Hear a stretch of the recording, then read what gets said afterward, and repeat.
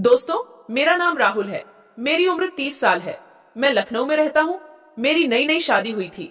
मेरी बीवी का नाम सोनम था। वो बहुत ही खूबसूरत औरत थी। अपनी सुहागरात पर मैंने सोनम को पूरी तरह खुश किया। उसके बाद मैंने उसको सारी रात मुझे खूब मजा आया दोस्तों।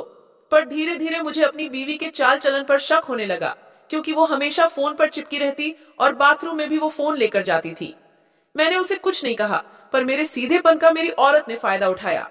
पिछले महीने में 3 दिन के लिए मुंबई अपनी कंपनी के काम से गया था। मेरा एक दोस्त था जिसका नाम था पप्पू। वो बहुत ही रंगीन आदमी था। उसकी नजर हमेशा मेरी बीवी पे ही रहती थी। धीरे धीरे मेरी बीवी भी उसके करीब आ गई थी। वो हमेशा मेरे घर आता जाता रहता था। एक दिन जब मैं 3 दिन के लिए मुंबई गया तो मेरी बीवी ने मेरे दोस्त पप्पू को बुला लिया। असल में मेरी खूबसूरत पत्नी सोनम मेरे दोस्त पप्पू से सेट हो गई थी और उसे खेलने का मौका ढूंढ रही थी। मेरे मुंबई जाते ही उसका रास्ता साफ हो गया और उसने घर का जाला साफ करने के बहाने मेरे दोस्त पप्पू को बुला लिया।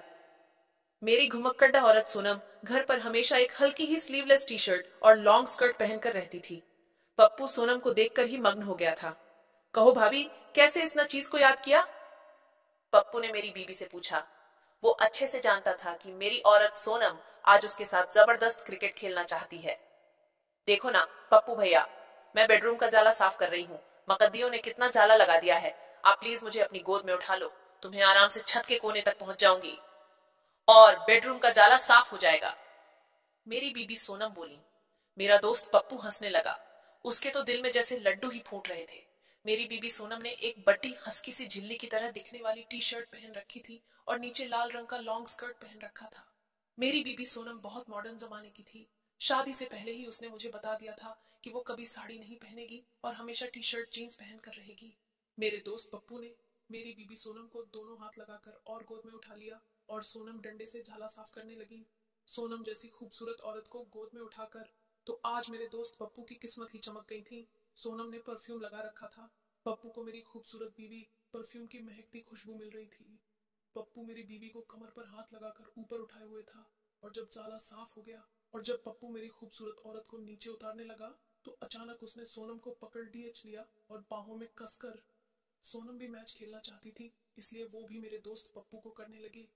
उसके बाद तो दोनों एक दूसरे को बेतहाशा कंपटीशन देने लगे और मैच का भरपूर आनंद लेने लगे। पप्पू मेरी बेवफा अल्टर बीबी के साथ बैटिंग करने का मौका चाहता था।